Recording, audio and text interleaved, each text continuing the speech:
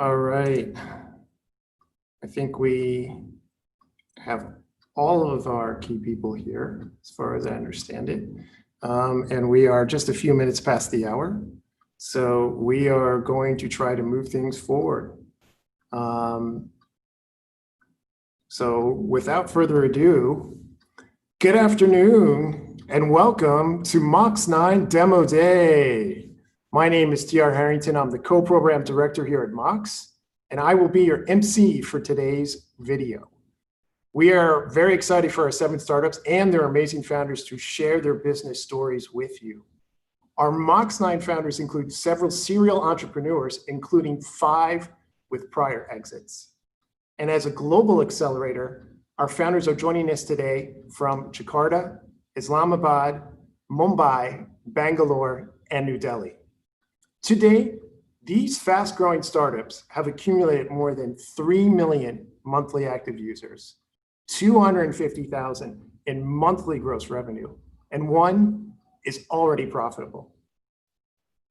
Getting back to today's demo day, we will kick off with a prestigious VC panel led by William Balbine, followed by a brief introduction of our fund, Sosv, and the MOX Accelerator. And then our demo day pitches will begin. Now, next up, look for a QR code on your screen. Scan to meet the MOX9 companies and book a meeting. And for our investors, look for the hop-in registration link in the Zoom chat. If you have any questions, feel free to send us a message in the Zoom chat. Okay, if there are no further questions at this point in time, and if there are, please send them in the chat. I am going to kick off today's event by starting a short VC panel led by William Balbine and our esteemed guest VCs. Please help me welcome William and our guests. Hey, thanks so much.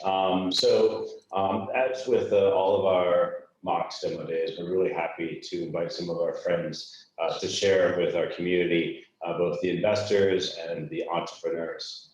So I'm going to have them introduce themselves and we'll do some questions. So kicking off with Sanjay, please introduce yourself. Sanjay from Bloom Ventures. Thank you, Willem. Pleasure to be here to do this global conference. So I'll just share a bit about myself and Bloom before we move on. So Bloom's the early stage India-focused VC. We're just a little north of 100 mil. We started our lives at micro VC, so we really like to come in early, and that's our DNA.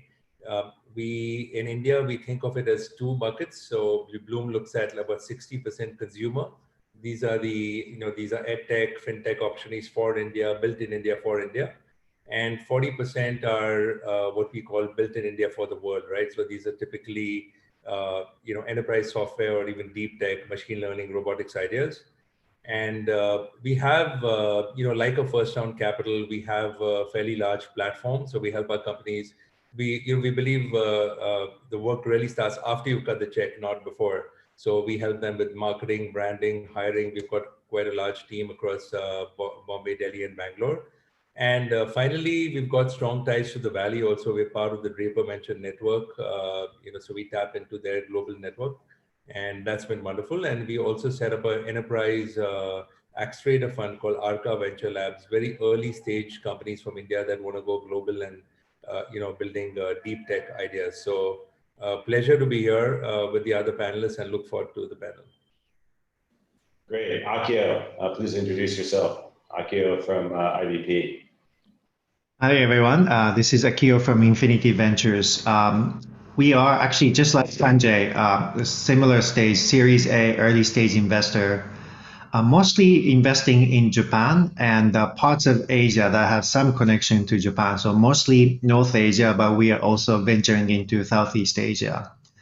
And our really focus has been 4 areas: digital entertainment, e-commerce/logistics, and the third one is fintech. And the fourth area is kind of emerging tech like AI and 5G.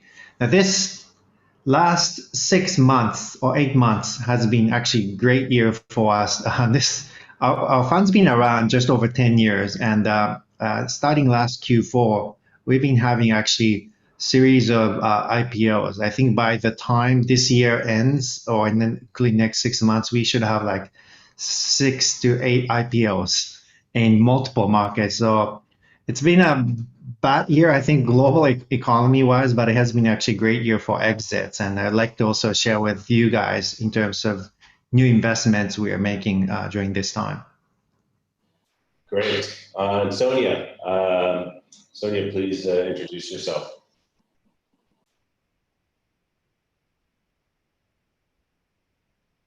Sonia, you have to unmute. You're muted. Okay. Hi, this is Sonia from SBK Tech Ventures. I am also, like the other VCs have introduced, we're early stage to pre-series A. My fund is actually domiciled in Singapore, but we're looking at Bangladesh and emerging South Asia, so Myanmar, Nepal, Bhutan, areas that we feel are underserved. VCs haven't looked at them. I'm a tech investor, so emerging tech, AI, definitely, but also looking into health tech, agri-tech, and edu-tech. Thank you. Great. Last but not least, Simon, Rakuten Ventures. Hi guys, my name is Simon. I run Rakuten Ventures. Founded a fund about 7 years ago. We are the corporate venture capital arm of Rakuten, and we invest globally. We're a $300 million fund. We invest in everything in relation to. We have a very large gamut and spectrum from D2C to really hardcore ML and AI startups. Very happy to be here, and I think it's going to be an interesting panel. Thank you.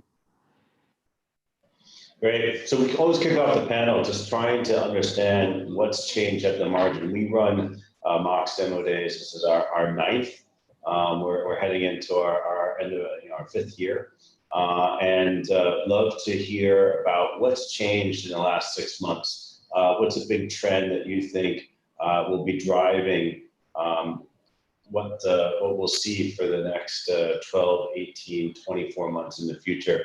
So we'll start off with Sanjay. What's changed at the margin over the last 6 months? I'm happy to take all the hardball questions first. This has been an interesting year, and we've all been waiting for when the situation is going to stop, and it's not stopped. So everybody said, let's just get on with it. Right? Let's get back to things. I'll talk about the India consumer story a bit, the 60% of what we do. I think what we're seeing is a couple of big trends. We're seeing the push to digital becoming really strong, right? We're seeing PE investors and VC investors who earlier didn't speak the same language now coming and collaborating. That's one. At a macro level, we're seeing a lot of syndicates and co-investments happening. I'd love to partner with my panelists here, which was not happening earlier. I think you can't, at a founder level, you can't diligence founders directly, right? Because you can't fly from Seoul to, let's say, to Bangalore. And so we're seeing a lot of partnerships forming. That's at the macro level. I'll talk about one trend. If I look at EdTech, right? EdTech in India has been very interesting. We've got a couple of very interesting plays in that space.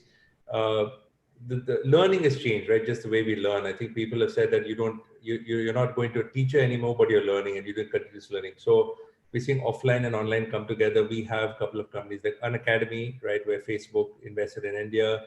We have Class Plus, and I think so. EdTech is, I think, one trend that is really taking off. Where right from K to 12 to test prep to preparing for colleges, to even preparing for colleges to go abroad. The world's your oyster. So we're seeing that as a massive trend, and those lines are really blurring. And in India, as many of you are aware, the Jio, right, the Reliance Jio, which has been a pretty big deal, not just in India, but globally, is creating this, this digital highway, if you will, right, on which atop a lot of apps can be built.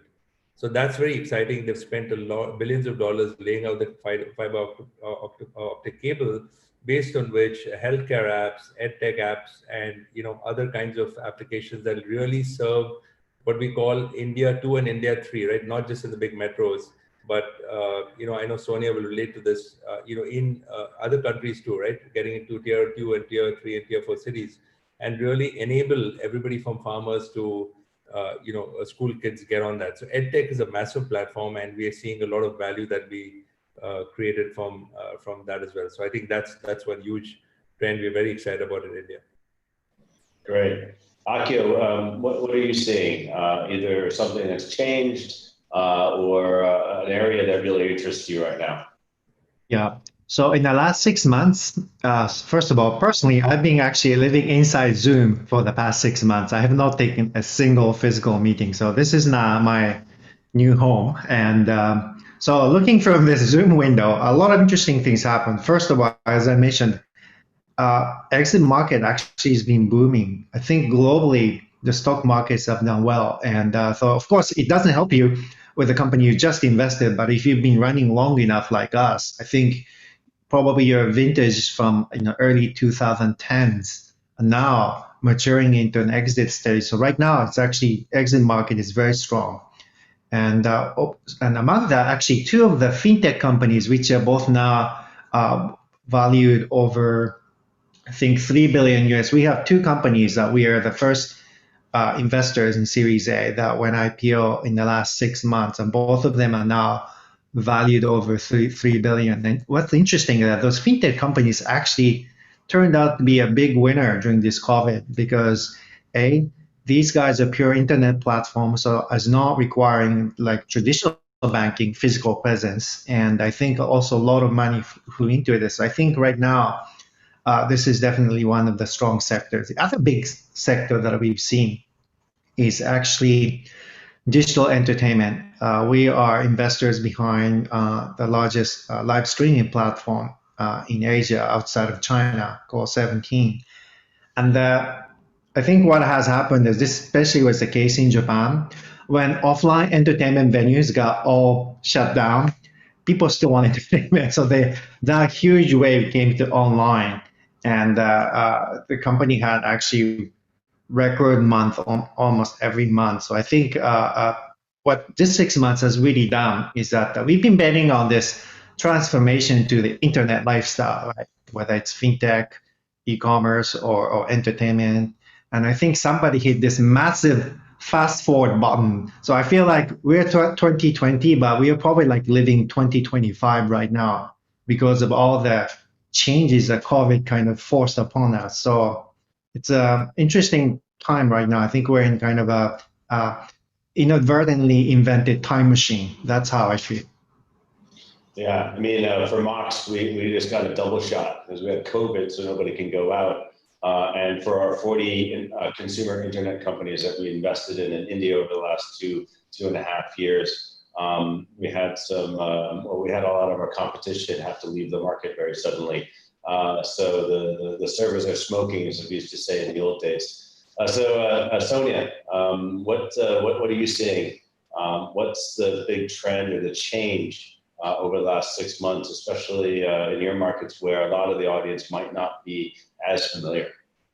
Yeah, so echoing similar to what Sanjay and Akio have said, what I'm really seeing is the digital transformation. What would have taken 3 years to happen post-COVID has actually had an accelerated growth. And we're seeing it in industries, education for sure, but one of the biggest industries is health. And what I'm seeing in our markets, that as people are mentioning, you don't go out, so you've got to have your e-prescription, telemedicine, patient-doctor remote consulting, everyone on the digital platform. So we're seeing a lot of activity from the government and private sector and startups focusing on this, which is good. Definitely education and the mobile penetration. I think that they're realizing that the delivery for the next generation of what Mox is believing on is a mobile first, mobile only customer. So all services need to be delivered through the mobile. And I think what we've seen is that their acceptance has risen, and that is what we're going to bet on. Cool. Simon, what are you seeing? Think you're going to go a little bit broad, macro? Yeah, I mean, I think everything that the panelists said is completely cogent. I'm experiencing that, but also at the macro level, I'm just seeing a lot of LPGP discussions where now if you look at the public equity market, there's such a giant bifurcation of stocks that are strong and stocks that are so much weaker. And I think there is a macro perspective of that comparison happening for private placements and public placements. And these are discussions that have happened more than 6 to 7 times over the past 8 months.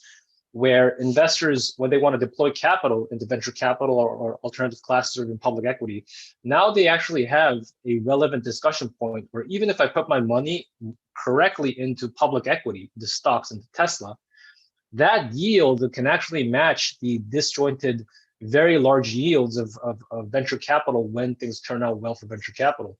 So it's a really interesting discussion that I'm having, because this sort of discussion could not have formulated or birthed itself if COVID was not happening, and that sort of all-in mentality for public equity markets and asset classes did not come through.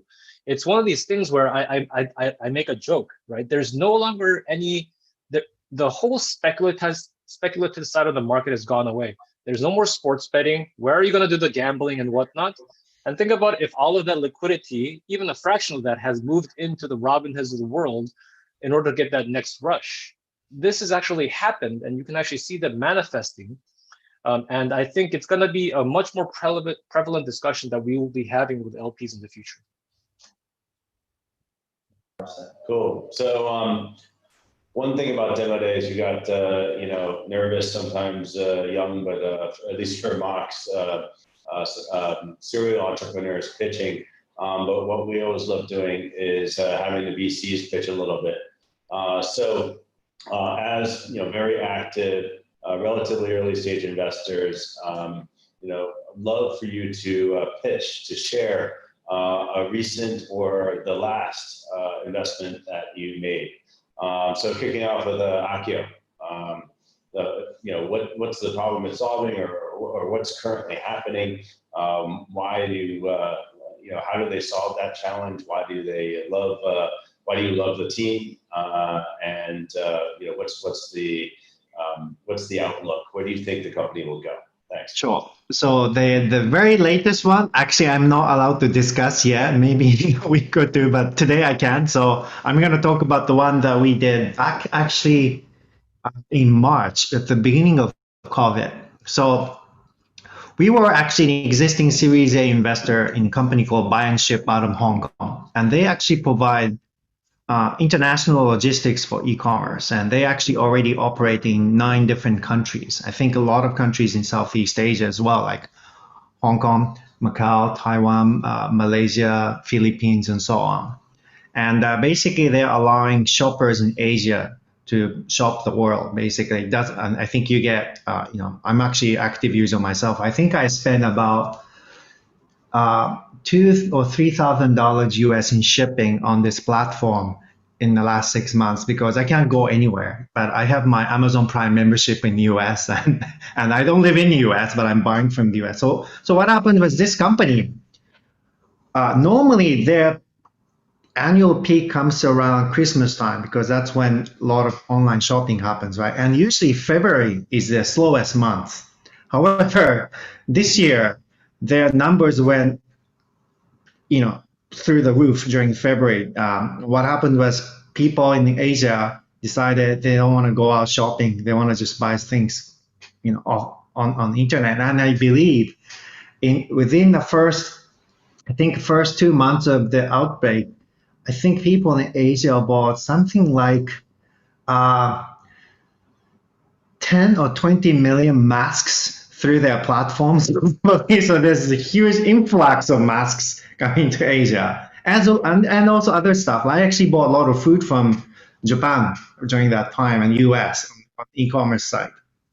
And then what happened was I got a call from the founder saying, "Hey, Akio, all of the warehouses globally are full up to capacity, and we actually stopped signing on new customers because we can't handle the volume anymore." And so we had a discussion among other investors. So we did actually emergency funding so that they can expand during COVID. And a couple of interesting things happened during this time.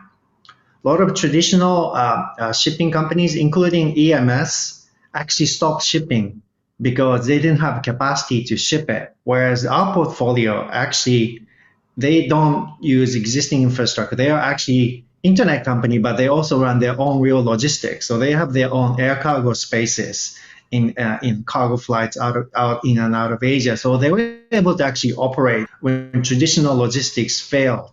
And that also gave them additional traffic, but also is very constrained because you do have to pay for those things, right? So we came up with this emergency funding to help them. And what ended up happening was, I think around March, something else happened. Now people from outside are buying masks from Asia. So they, I think, ended up shipping something like 40 or 50 million masks from Asia to the rest of the world. Of course, that's in terms of value, it's a smaller portion of their business, but actually kind of we were able to see it firsthand, global logistics there. And when this kind of emergency happens, people who weren't into shopping globally are now suddenly global shoppers. So we actually experienced this, future coming fast forward towards us. And things we were betting on will happen 5 years from now actually happen this year. So I think among different things, this has been a very exciting area of investment this year for us. Logistics. Awesome. Congratulations. Sanjay, you're up. Pitch away. Sure. So, I think the pre-panelist call, Anse was talking about alpha, right? About, our job is also to back innovation and generate alpha. And very often we move to the middle of the curve. So one space that we've been interested in is space tech. This is a very interesting team that we just announced. It was announced on TechCrunch. It's a space tech company called Pixel. It was our first space tech company. Some of my colleagues had developed a thesis on it. We become much more thesis driven, but it's still risky, right? How do you take a risk in that? So this young team is all of 21 years old each. So that even in the combined age is still less than mine. They were part of the Hyperloop team in India. And what they basically do is they're going to launch nano satellites into space that capture imagery and that agriculture companies, for crops can use, for just, in a broad way to make the world a better place. And they were part of Techstars Accelerator. We've invested in some Silicon Valley VCs. And it's interesting because, while we look at more traditional spaces, which are sometimes obvious, I think, as a fund, we said, let's really back, true innovation. And this is a great example of built in India for the world. It's a US company, but it's based in Bangalore with offices in California. And we're very excited because, one part that I find really exciting is, I'm in my 40s and I'm learning every day from people sometimes who are less than half my age or half my age, right? So we decided it was the right time. Also today you can build and sell, you can build from anywhere in the world, right? I think just selling, like Aki was saying, you've got to sell on Zoom, which is the challenge, but it's happening. So very excited about the space. It's an Earth imaging satellite company and, bright young founders who are building for the world. One thing I'd also say is earlier from India, the line was always, the flight was always from, India to San Francisco. And what is interesting is the rest of the world, and especially Asia, is emerging as very important markets. So we are very excited to partner in, in South Asia, in Southeast Asia, and North Asia. And we're finding that those are becoming very important markets for Indian startups. Awesome. So Sonia, please share, pitch away. Yes, so there were two that we closed around the same time, but I'll talk about one which was very interesting. It was tapping into the migrant workers. So just to give you a little bit of an idea, Bangladesh has a $16 billion remittance from the migrant workers into the country from over 100 countries. And it was because of COVID, most of them had lost their jobs and they really wanted to reskill or upskill and learn something new. And then the founders came to me and they had a very good idea of the digital training on digital literacy and other softer skills to these migrant workers, most who are still outside, have not been able to come back, and paid. So it was paid content. So they had already made content. They were deep on content, not the Facebook content, but something that would pay for. They had customer love, and most importantly, they had retention. That is, their repeat customers willing to pay. So it's an skills ed tech platform, and they already have 100,000 customers on their platform, and they're doing very well. And we're seeing that there is a market for the content that they're creating, even locally, not necessarily migrant. So they're pivoting to a broader market. I'm very excited about what they can do, and it's really in our part of the world, in South Asia, emerging South Asia.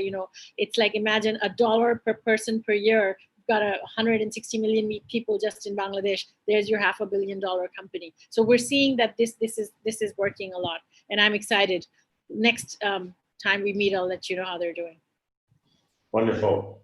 Simon, last but not least. Yeah, I mean, we took the whole idea. We looked at the market. We saw what COVID was doing for each marketplaces and where the compression of that evolution is happening. And we ended up investing in a company called Taser in the UK. And what they basically do is they develop direct-to-consumer food brands, just like a McDonald's or a Burger King. And they only live on the food delivery platforms. It's a brand-only platform that's been able to actually scale immensely. And it's been doing amazingly, not only because of the whole kind of work from home and quarantine mentality, but for the fact that people, how they recognize brand equity and how they recognize value for the food that they're eating has changed drastically. And I think, as mentioned before, this whole situation has accelerated that cycle. So we invested, I think, early January or February, and because of all these cycles and because the company is currently based in Europe, it has essentially quadrupled in terms of their runway and their size.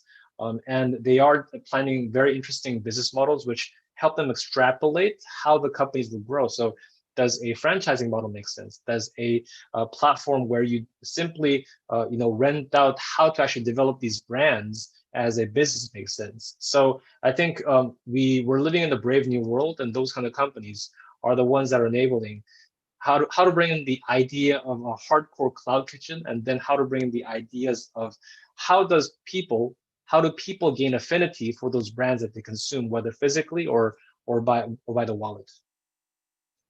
Great. So Sanjay, Seaman, Sonia, Akio, really appreciate you sharing.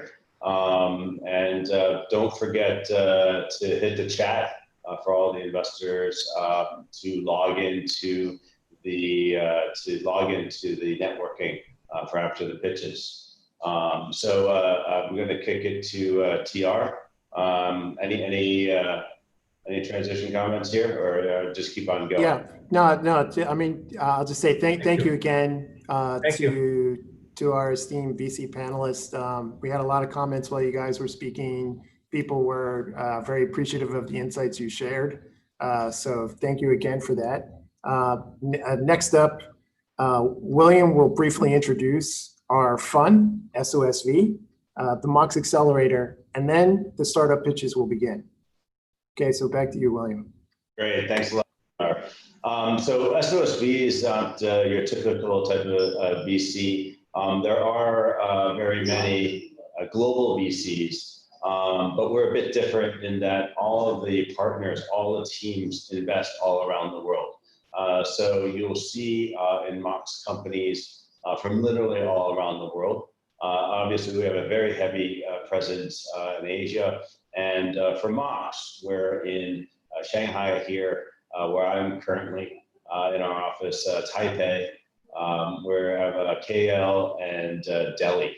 And stay tuned for more locations opening soon. But again, across our fund, all of our professionals invest globally. The second thing that sets us apart a bit is we go deep by vertical. So we're all global, but we specialize.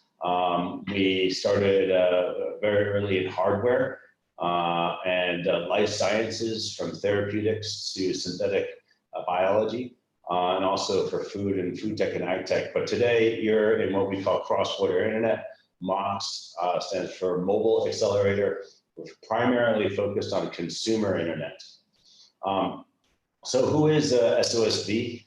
We just a couple months ago did our 1,000th investment. Our IRR pops around a little bit, but we're currently over 26% net IRR over 18 years, putting us in the top 10% performing VCs in the world. And for Q2, we were just recently named the #1 most active VC in the world. So we're #1 most active VC for the second quarter in the world. We're #2 in the US, #4 in Europe, and we're #2 most active in all of Asia and rest of the world. So what does that mean? Well, that means that in the categories where we play, it's primarily deep tech. We have a leadership position. So from hardware to IoT to robotics to biotech to the health, we're the most active investors in these sectors in the world. And enabling technologies from blockchain, where we started investing in 2015, and have the first unicorn to go through an active accelerator in Asia with BitMEX, to AI. These are enabling technologies that are really driving big change. And we started investing in companies leveraging these technologies quite early. So what does that mean for us? Well, we're very early stage, much earlier than our VC friends from Bloom and IVP, and Sonia, as well as Rakuten. Over the last 5 years, we've invested 237 million US from our third fund and now our fourth fund. And those companies, after we invested, have gone on to raise an additional 2.7 billion US dollars in capital from other investors post our investment. In fact, this year so far, our companies closed over 800 million US dollars just in the first 7 months, which is as much as our companies raised in all of 2018 combined.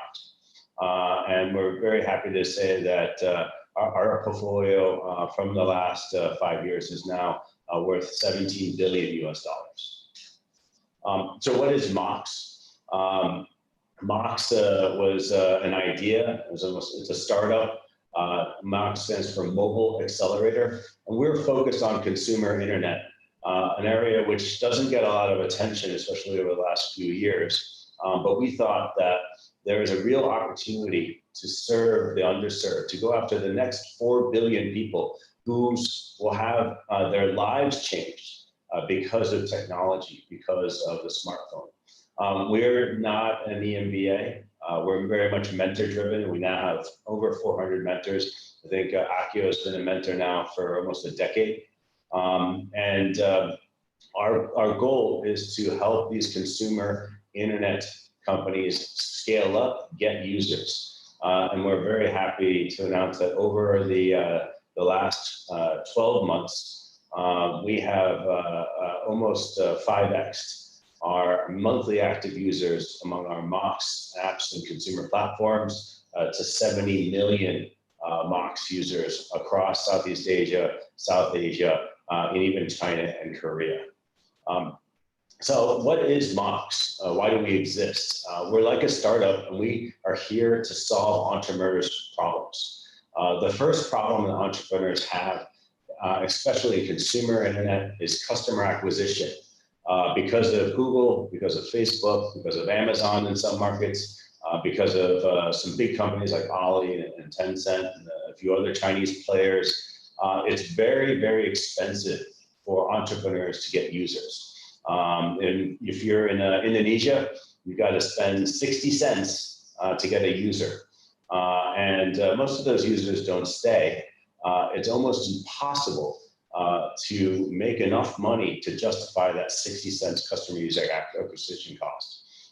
So what we do is we provide free user acquisition to our portfolio companies across the markets I mentioned, Southeast Asia, South Asia, and even North Asia, and increasingly Eastern Europe.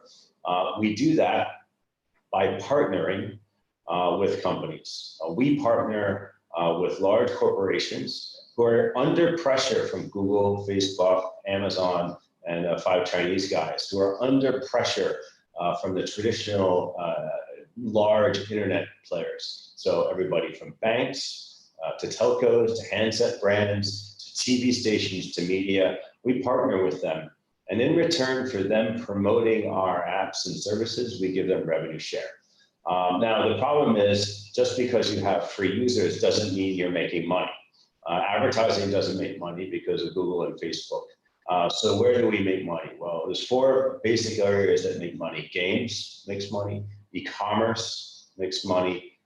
We've got education, which oftentimes can make money, as we just heard from Sonia, and then financial services, from microloans to insurance. And this is all based on revenue share. It's a win-win-win proposition and so over the last 5 years, we've struggled, we've come a long way, and we're finally seeing in the last 12 months a real inflection point as we 5x our MAU. We couldn't do it without our ecosystem partners. And just want to say a big thanks to them. We partner with the ecosystem in many different ways, whether it's be monetization or promotion or customers. So over the last 5 years, we've done 9 batches, as I mentioned, 70 startups. Many of them are still with us, some didn't make it. But we are also very happy to have done a large number of events, and thank you to our community. Thanks for being with us all the way through. Just want to give 3 examples of Mox companies. So TappyTune really solves the problem of boredom. There's a lot of bored people, especially when you can't go outside. People are especially bored, and people love Korean culture. They love K-pop, they love Korean dramas, but most people don't know that Korean dramas are often derived from Korean comic books. And TappyTune has brought Korean comic books to the West. They're the #3 highest grossing in Apple iTunes Store in the US after Amazon Audible. So they've been with us all the way since batch 1. They recently closed their Series A. You don't have to raise a lot of money when you're profitable.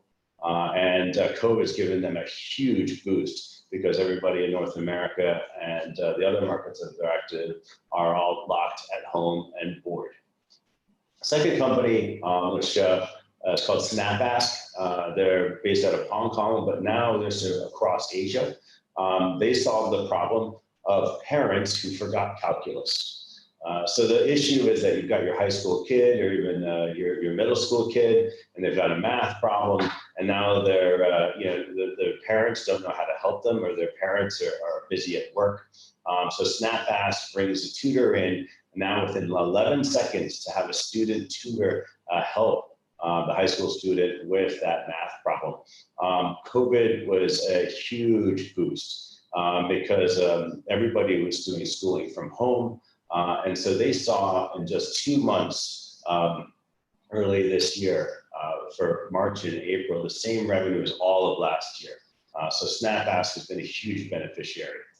And then last but not least, TravelFlan, which is another Mox company. Again, free user acquisition in return for revenue share.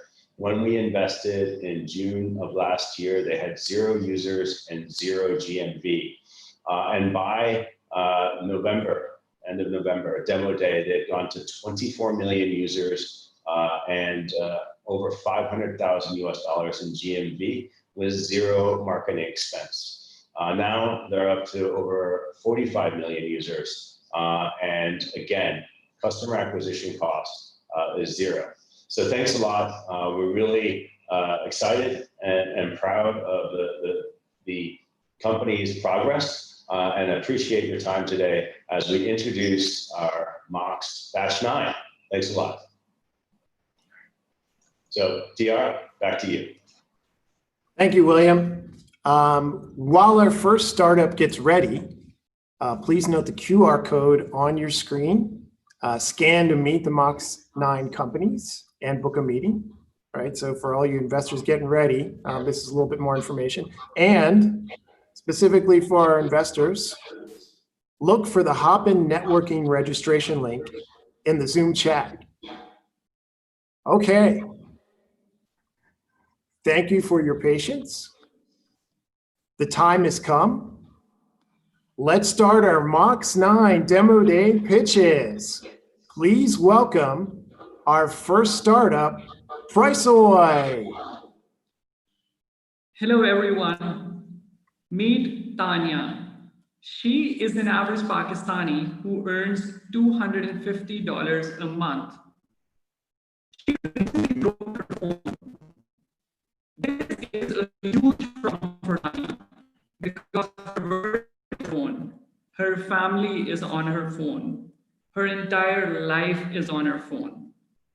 Buying a new phone will eat up 6 months of Tanya's savings. She spends an entire week doing research on which smartphone she should buy, reading websites, asking friends. Finally, she goes online, finds the best price, and places the order. This is where Tanya's nightmare begins. She is very excited when she receives the package from an online store until she opens it to find out that the headphones and the charging cables are missing. She receives no response from that online store. She starts using her phone, but just a few weeks later, her phone stops working.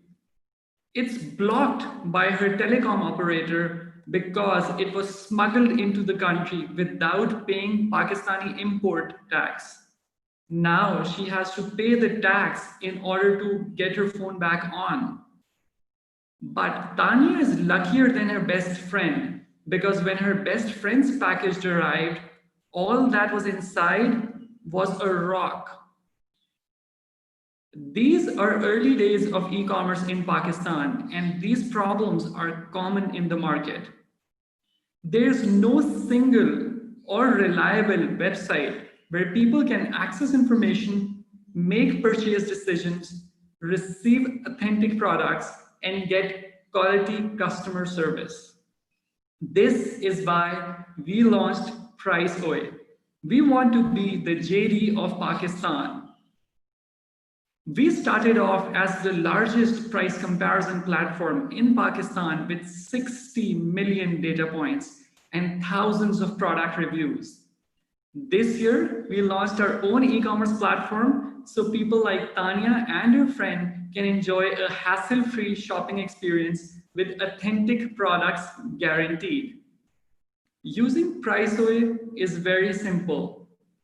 Let me show you how it works. People can go on our website, browse through phone models. We work with all major phone brands. They can find the model that they're interested in, check the information and the services we offer. They can compare similar models, check prices, and narrow down the model that they're interested in. They can read reviews, set price drop alerts.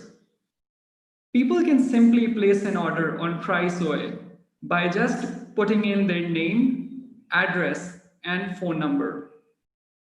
They will get a confirmation SMS, and we offer both credit card and cash on delivery. They trust us because we only source products directly from the manufacturer, ensuring that all products are certified with 1 year official warranty. We basically cut out the middlemen so that we are able to offer the best prices and the best service. We have partnered with several courier companies to ensure 24-hour delivery across all major cities in Pakistan. We take around 6 to 8% commission on every order. Pakistan is the 5th most populous country in the world with 170 million smartphone users. Most of them, around 64%, are aged between 15 and 29 years of age. This is the digital generation. They are young, budget conscious, but are willing to spend on smartphones. They spend around 8 hours every day on their mobile phones, browsing through YouTube, Facebook, and Netflix. Yet, 96% of them still buy their phones from traditional mom and shop. In fact, e-commerce only accounts for 4% of the overall retail market. This is exactly where the Chinese e-commerce market was in 2007 and Indonesia in 2011. We are uniquely positioned in the Pakistani market as we are the only controlled marketplace that delivers certified products to its end user with 1 year official warranty. We are an experienced team. Both my co-founder and I are graduated from LUMS and KSVL, top 1% universities in Pakistan with degrees in engineering and business management. We started off our first startup when we were right in the college and scaled it from 0 to 17 employees in just 2 years. That startup got acquired by a British private equity company in 2011. I started my second right after and partnered with several international brands, sold that company, and together we have 2 successful startup exits. We have also received several international awards. We are backed by tier 1 investors, including Fatima Ventures, which is a leading conglomerate in Pakistan, who have recently set up a VC fund with Gobi Partners. And today, I'm happy to welcome Sosv on board. We are the second largest e-commerce platform in Pakistan with 2 million monthly active users, generating a monthly GMV of $120,000, growing at 38% month on month with no marketing spend. We have partnered with several brands and are raising $1 million. We already have $400,000 committed. Would love to set up a 30-minute time with you to talk about more on the fast-growing Pakistani market. Thank you. Thank you, Priceoi. Investors, feel free to indicate your interest in the poll that is now just popping up. Now, take a moment. If you have some interest in Priceoi, you can indicate that now.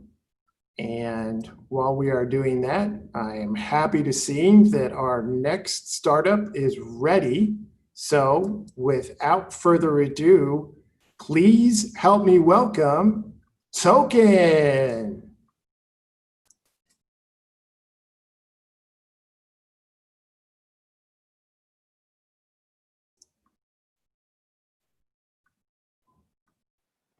Need your microphone to get going. Meet Ramesh. Perfect. At 50 years old, Ramesh has achieved everything he dreamt of as a young man.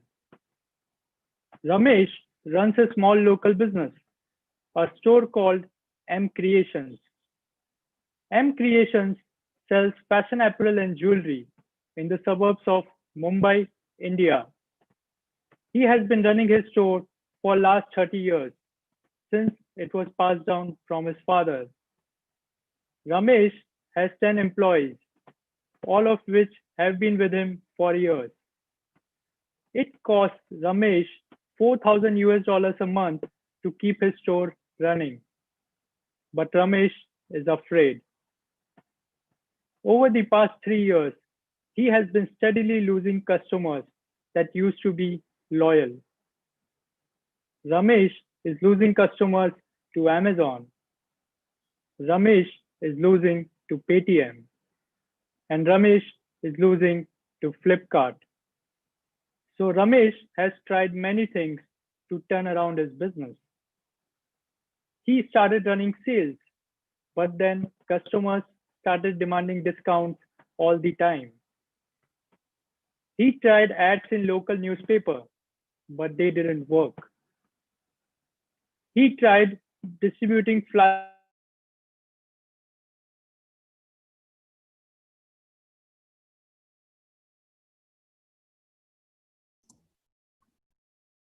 Hi, just stepping in here for a second. We seem to be experiencing some technical difficulties, which happen sometimes with our founders based on their, internet connections.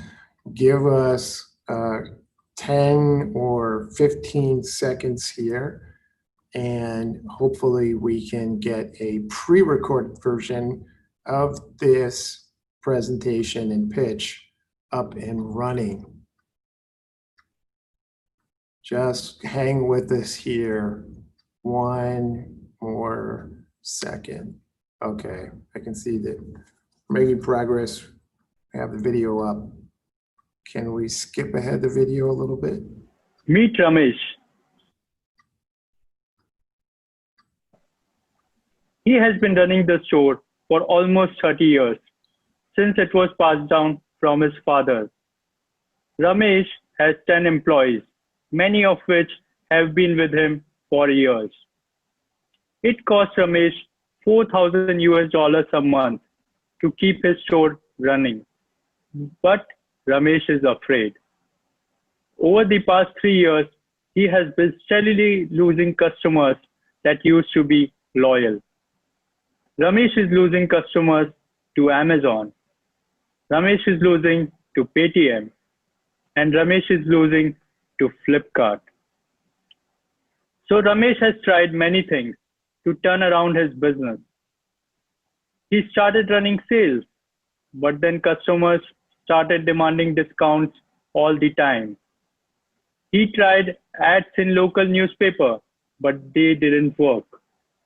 He tried handing out flyers around neighborhood, but they didn't work either. Ramesh even tried to advertise on Facebook and Google, but that was a complete waste of money.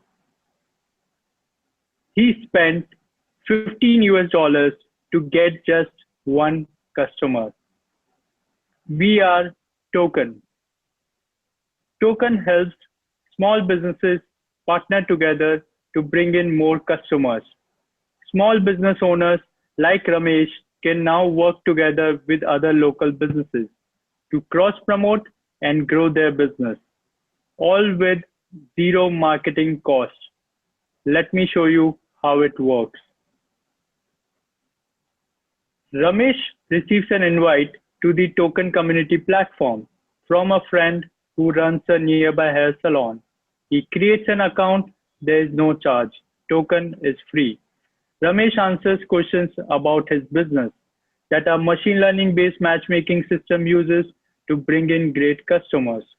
Ramesh chooses how many new customers he wants, and Token creates the same number of 500 rupees Token gift cards and loads them onto the community platform to be directed to M Creations. He then receives the same number of 500 rupees Token gift cards that he can give to his customer for use at other businesses.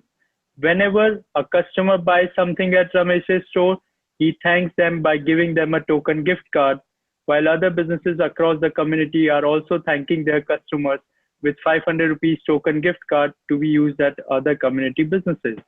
After a customer receives a Token gift card, they activate it on Token, they fill in their personal details and answers questions about their preferences that a machine learning based matchmaking system uses to suggest businesses they might like. Token matches the customer to a number of businesses and they can select the business that appeals the most. The customer then receives a full value gift voucher for the business over WhatsApp. The customer redeems their gift voucher at a newly discovered business and can share their experience by leaving a review. Every time a customer uses a gift card to make a purchase, the business shares 10% of the total transaction value with Token. And businesses can also rate customers, helping our matchmaking algorithm deliver new customers who are more likely to make repeat purchases. When Ramesh opens his dashboard, he can see where his existing and new customers are coming from, who is sending customers his way, and how many of his new customers will return after their initial purchase. There are 30 million small local businesses in India, and they all face the challenge of bringing new customers. Token brings new customers to local businesses without marketing spend and without discounting, which hurts a business's reputation. Our team has experience in building and scaling startups in community and e-commerce space.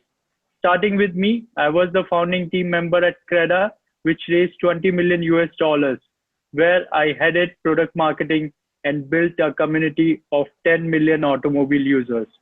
Khamar drove growth at Creda, where he helped it scale from 0 to 50 million US dollars in gross transaction value. Vivek was the chief architect of AI and machine learning at Miko, a $40 million edutech startup. In addition, our advisors bring deep industry experience. For example, Ashish is the head of rewards for Kitopi, which earlier this year closed $60 million and is one of the world's largest cloud kitchens with operations across 5 countries.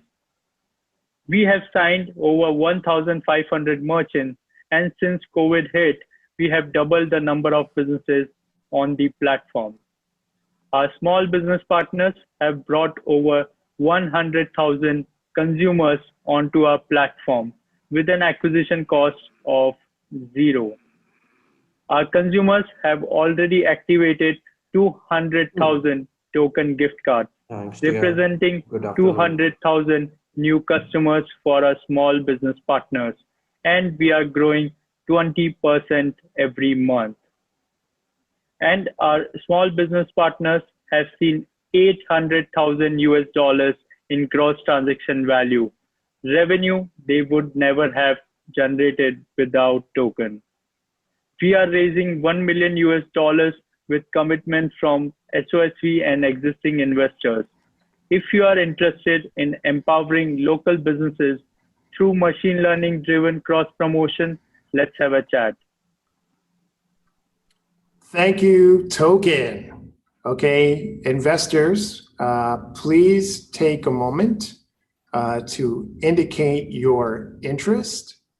Yes, the poll is now live, and I'll give everybody a few seconds here, right? Okay, good. I'm seeing a lot more action this time around. That's great. Okay, excellent. Again, if you also want to follow up the founders and you don't get a chance to write anything here in the poll, of course, you can go to the Zoom link in the Zoom chat where there is a link to all of our Mox9 startups, and you can schedule time with them there as well. Okay, going to end the polling for now. Next up, please help me welcome Moby Garage. Thanks, Tier. Good afternoon, everyone. There are 1.2 billion people in India, and over 500 million of them are using the internet. They are reading, checking out articles shared on Facebook. They are connecting, making audio and video call on WhatsApp. They are being entertained, watching videos and the news on YouTube. They are buying groceries, home delivery from Amazon and Flipkart. But what about Ravi? Ravi lives in a small village, 50 kilometers from Kota. Kota is a city in the western part of India. Ravi works in a small factory, and he only earns $150 per month, supporting his entire family. Ravi has an old style feature phone. It cost him just $5. But he wants to share jokes, make video calls with his family and friends. Ravi wants to watch TV and videos. Ravi wants to do what 500 million other Indians are doing. Ravi wants to join the digital world. Ravi really wants to own a smartphone. But a low-end smartphone costs $50. That would take him 6 months to save up for. Not only that, but the nearest mobile store is 50 kilometers from his village.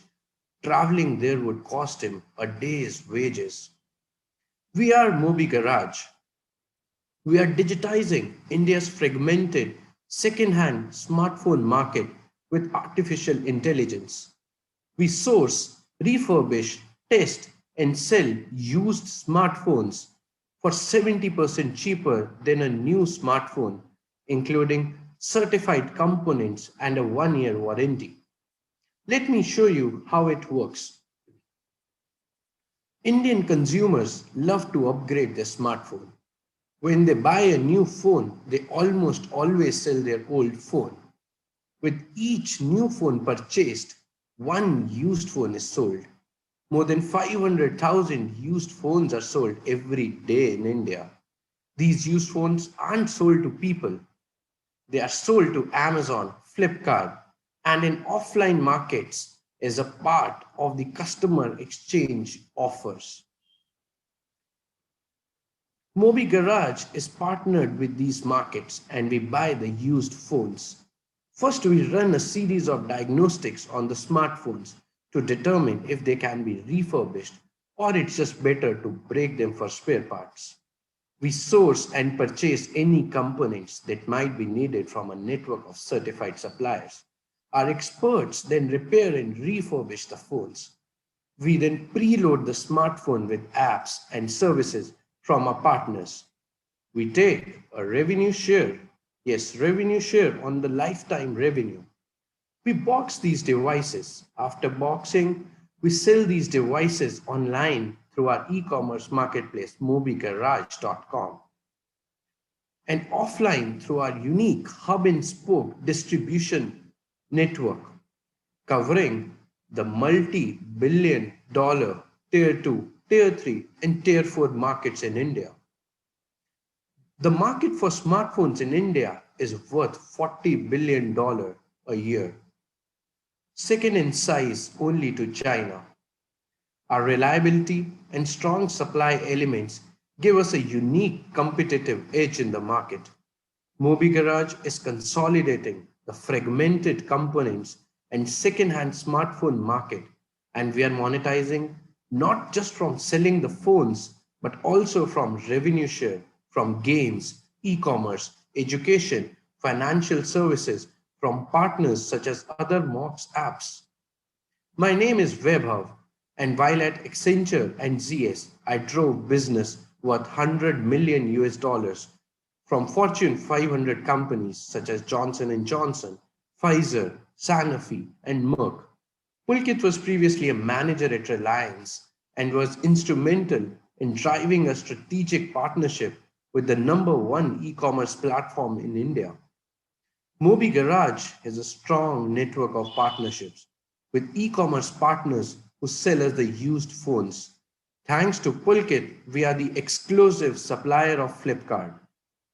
We have signed partnerships built with components, suppliers from China, India, Taiwan, Vietnam, assuring the quality of our refurbished phones and enabling us to offer a 1-year warranty. And we sell to and through many leading companies in India, such as Cashify, Rentomojo, UrbanClap, Flipkart. We are processing over 20,000 smartphones per month, and our monthly GMV is now over 45,000 US dollars, growing 15% month on month. Today, we are proud to announce we are profitable.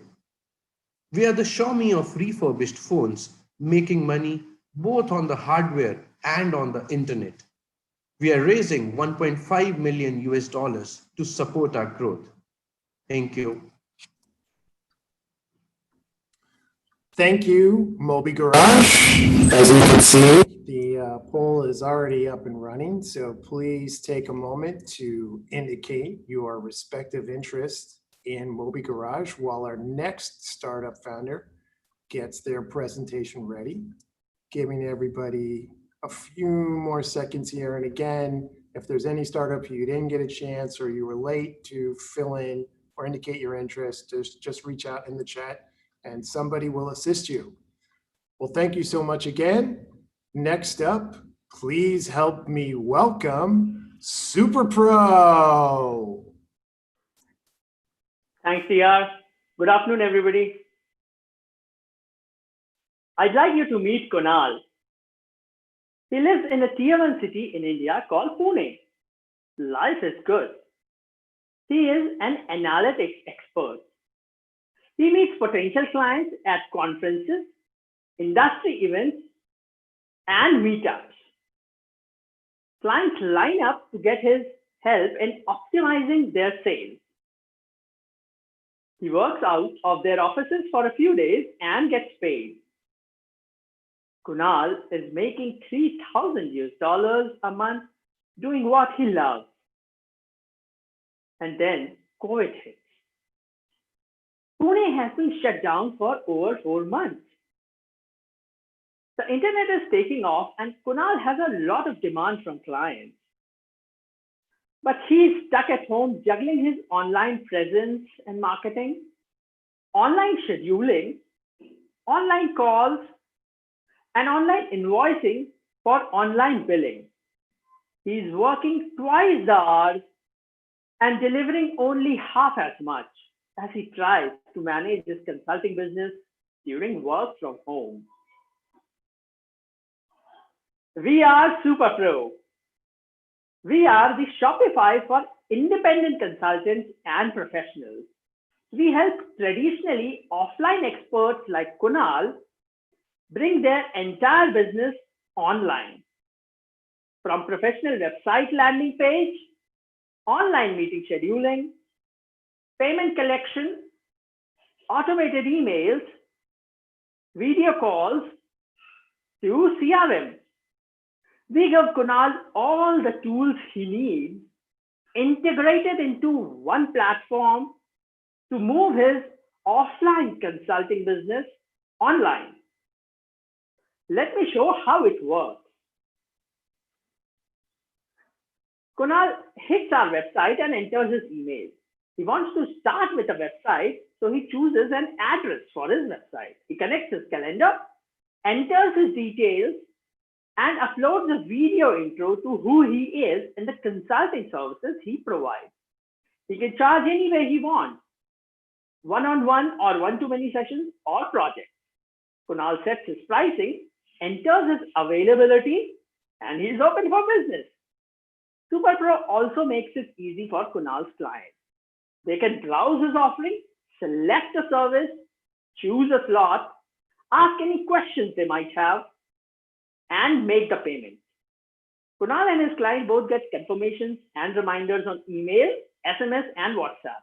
All Kunal has to do is hit the join call button on our secure video and voice platform to join the session.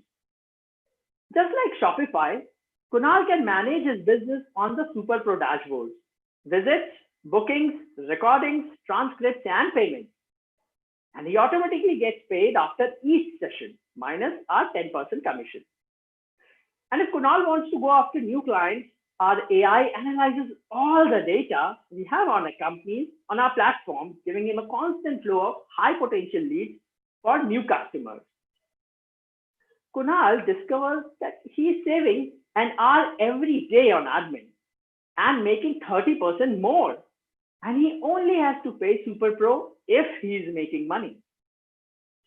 The future of work will be driven by projects rather than roles, and COVID has accelerated this work from home and remote.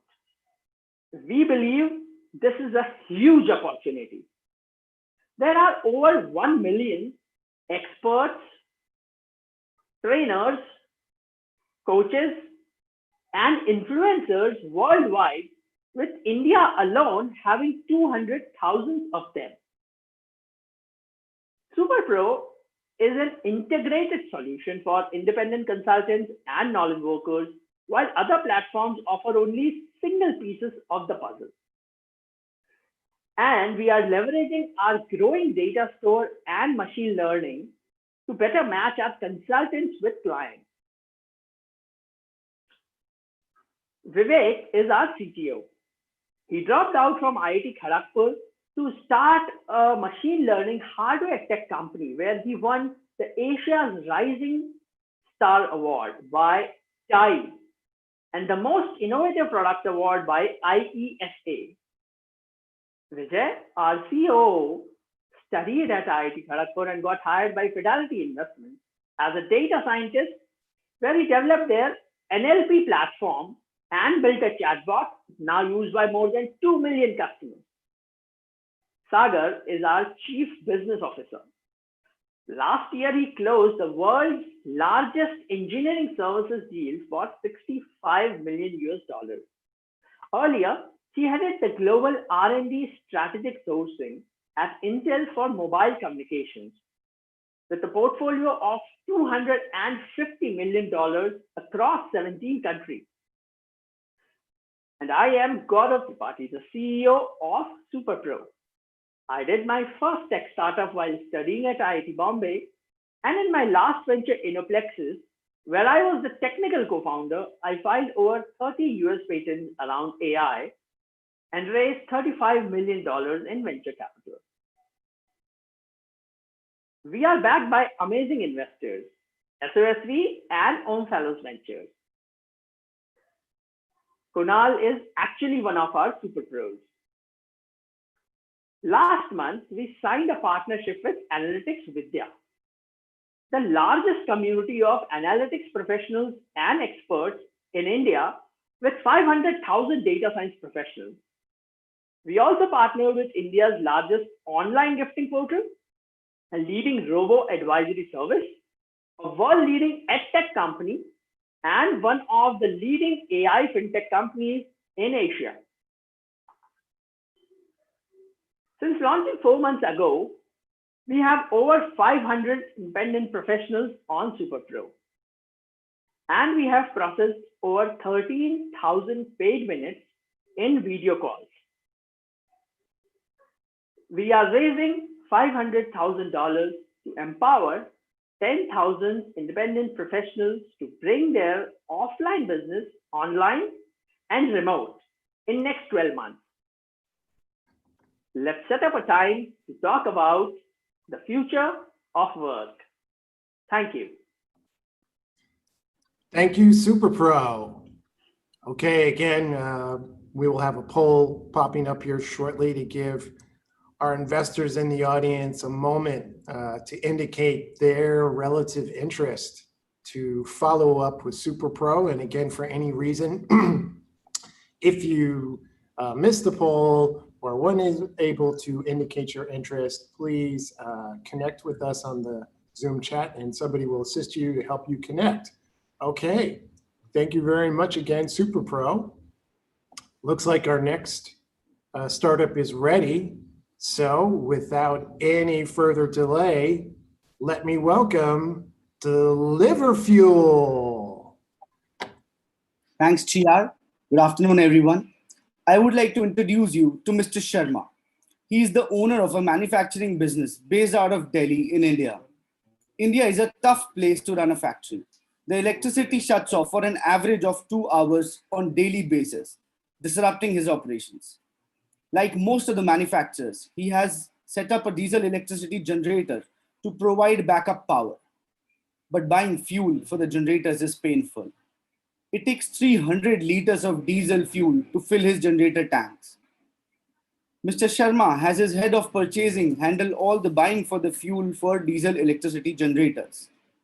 But his purchasing manager takes money on the side from the fuel dealer.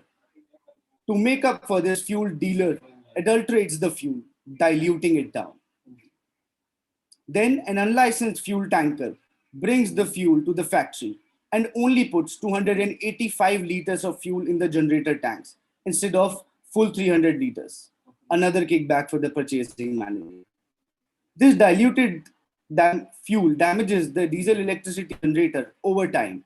And one day, the diesel electricity generator actually caught fire and exploded, costing Mr. Sharma over 1,000 US dollars.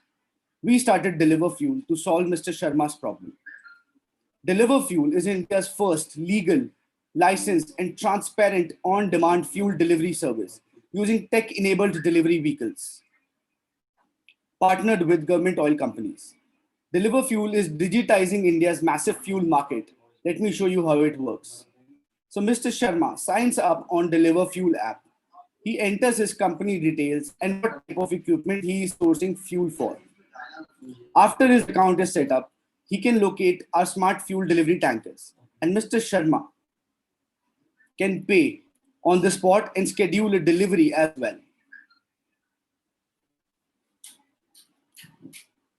Mr. Sharma now can order and pay for fuel himself or even delegate it to the purchasing manager. Step-by-step automatic auditing and tracking by the Deliver Fuel app gives Mr. Sharma confidence that the fuel will not be diluted.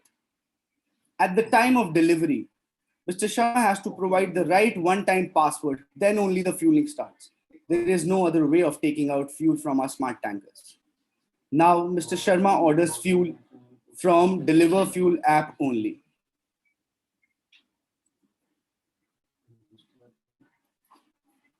So market of fuel delivery in India is already huge.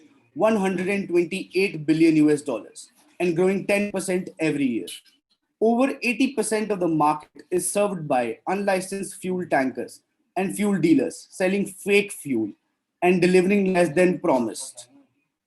Almost 100% of the fuel sold in India is diluted, costing over $6.6 US billion in a year of damages.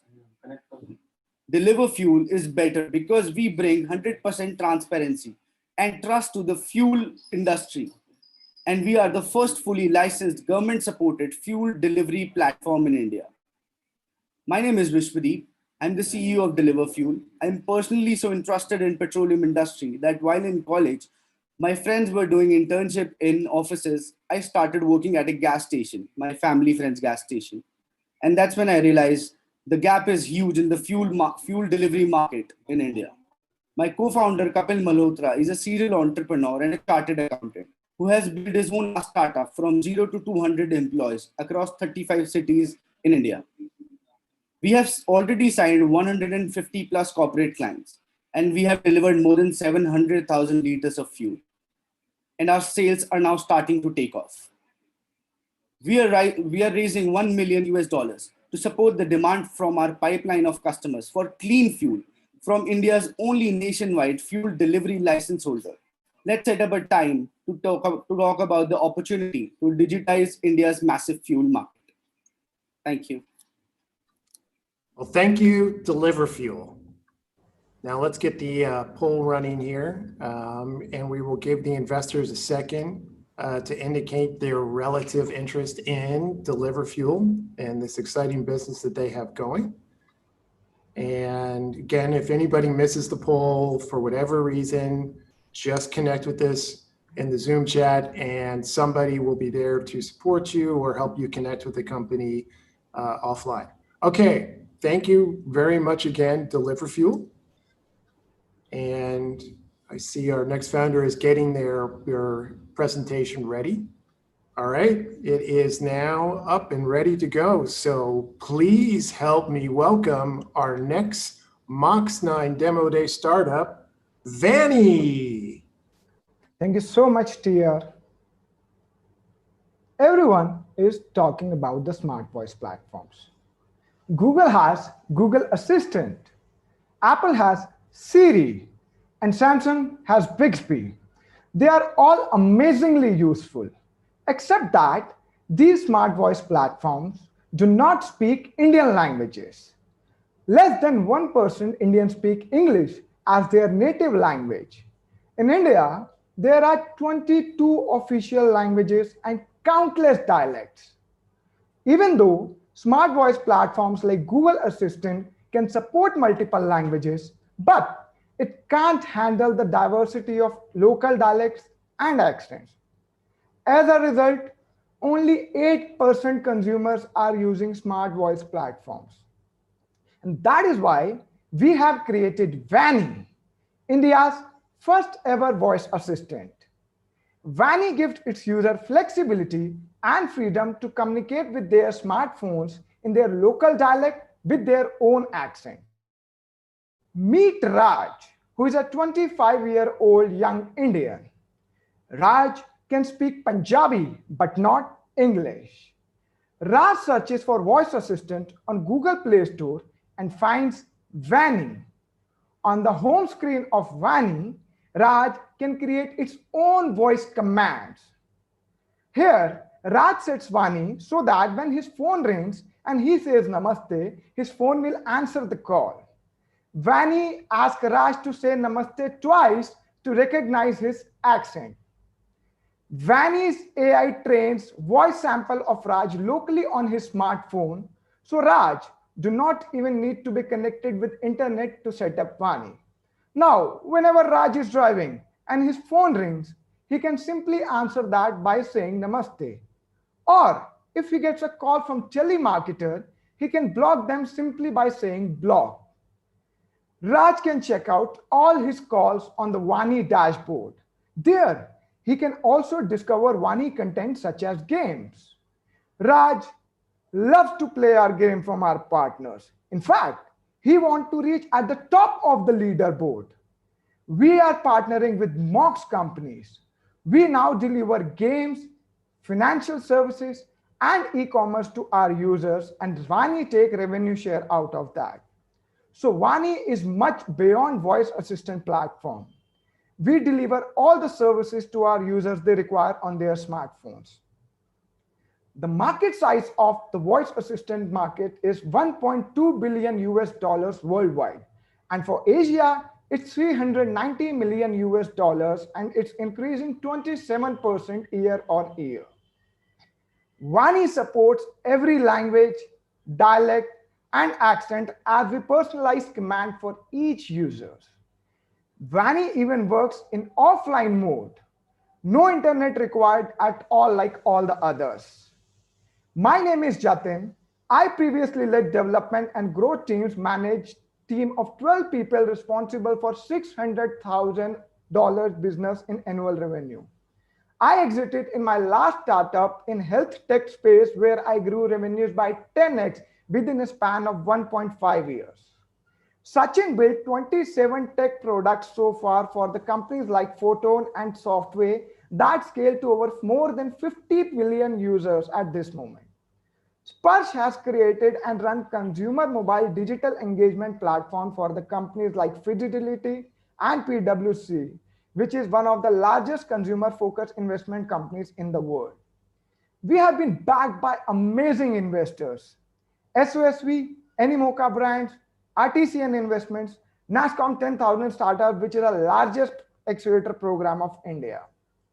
Back in 2018, we launched the app, and within 2 months of its launch, Vani was trending on #1 on Google Play Store. So far, 10,500 users have rated us on the Play Store with an average rating of 4.4. Vani got 2.6 million installs with marketing spend of 0. Our users love us. Vani has 500,000 monthly active users, and users are really engaged. Each user spends 11 minutes every day. In this round, we are looking to raise 800,000 US dollars. If helping the next 4 billion internet consumers communicate with their smartphone with their own voice sounds exciting to you, let's set up a chat to explore synergies. Thank you so much. Thank you so much, Vani. Thank you as well for our poll monitor here. They've got the poll up right away. So as in the previous pitches, please take a second to indicate your relative interest in Vani. And likewise, as I mentioned in the previous sessions, if for any reason you are unable or miss the poll, you can message us in the chat and somebody will be there to take care of you. Okay, so thank you so much. We have our next startup ready to go. And without further ado, please help me welcome my Robin.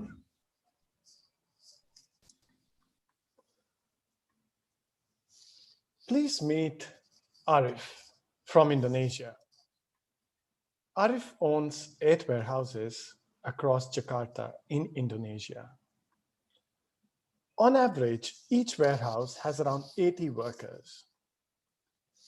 Arif's operations work around 24 hours and 6 days a week. Business has been great, even during COVID. But Arif has a huge problem. 20% of his workforce quits every month. 130 people walk out the door. To make sure his business runs smoothly, Arif is constantly hiring, spending 10 hours each week, taking focus away from business. And even though these are blue-collar workers, Arif needs to make sure he gets quality workers.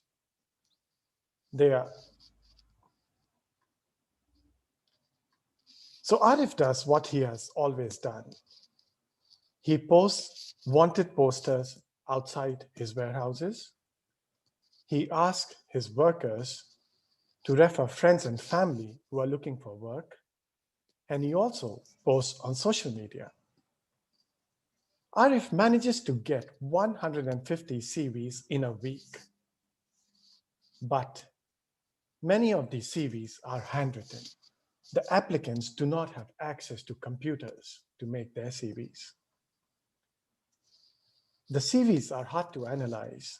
They cannot tell Arif whether applicants will make good warehouse worker or whether the candidate is lying about his experience. And he needed somebody yesterday. Arif is under pressure.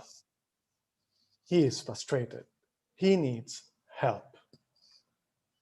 We founded MyRobin to help business people like Arif. MyRobin is an on-demand, flexible workforce platform for blue-collar and entry-level roles in Indonesia. We source, screen, and manage quality workforce and provide on-demand to our customers. We also process worker salaries and provide perks to boost retention. We provide businesses with the necessary flexibility, both long-term and short-term workforce, be it 6 months, 1 month, 1 week, or even a day, especially relevant in the new normal post-COVID-19. And businesses only pay for the work done. We help businesses hire at scale, be it 10, 50, 100, or even more, just in 24 hours. And we charge a flat management fee of all labor cost. I'm very excited to share with you how it works. Businesses create a profile and log into a platform which we offer both in Indonesian and Bahasa and English. Businesses choose the role that they are hiring for and the location where the job will be located. Businesses can also select the assessments applicants need to go through. In this instance, a colorblind test. At the same time, workers can also create a profile on MyRobin app using their Android phone. They can update their education. They can also update the preference for work location. MyRobin uses multiple data points to match the most suitable candidates, and the shortlisted candidates are prompted. To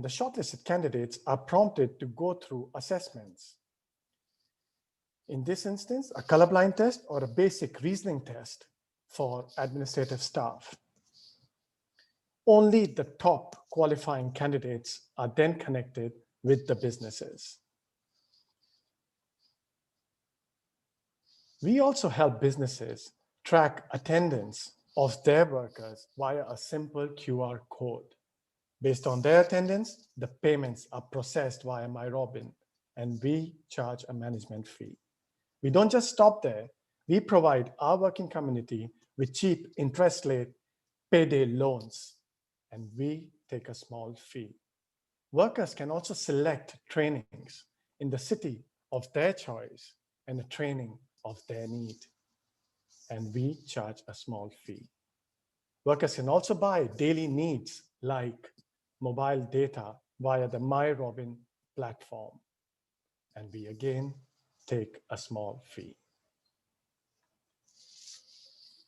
We are changing the lives of 100 million blue-collar workers and their families in Indonesia and helping thousands of businesses stay flexible in the new normal.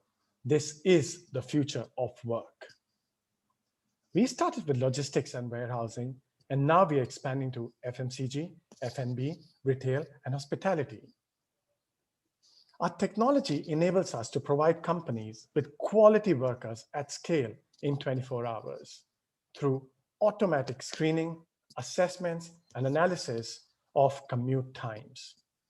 And we boost productivity, retention, and continuity through perks and trainings. This is the future of work. My co-founder, Adi Satria, has built platforms from 0 to 7 million, like Groupon, Pagi Pagi. He has managed teams of up to 50 engineers. Puggy was sold to Traveloka for around $60 million. I have managed complex regulatory projects for clients like Shell and Nike for Standard Chartered Bank. I managed to reduce the credit approval time by 30% and delivered savings of $10 million a year. We are spread across around 200 cities in Indonesia without us being physically present there. Our community of workers stands at 1.4 million, and we are growing at 20% per quarter. We have signed multiple customers in Indonesia, including some of the biggest names like Shipper and Lion Parcel. In the month since we turned on the paid service, our monthly recurring revenue has already grown to $5,000. I'm extremely excited to announce our signed contracts are worth $80,000 of monthly revenue over the next 3 months. We are raising $800,000 to support the growing demand in the new normal, where every business in Indonesia is looking for pre-screened, flexible workforce for blue-collar and entry-level roles in Indonesia.